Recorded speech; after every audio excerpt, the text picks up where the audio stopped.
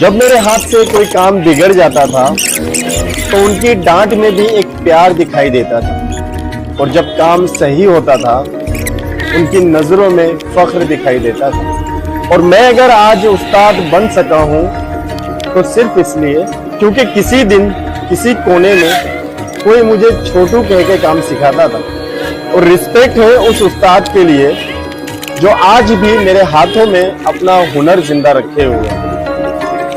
और ये last line हम सब के उस्ताद के लिए। हम मैकेनिक जरूर हैं, लेकिन हमारे अंदर हमारे उस्ताद की रूह काम करती है।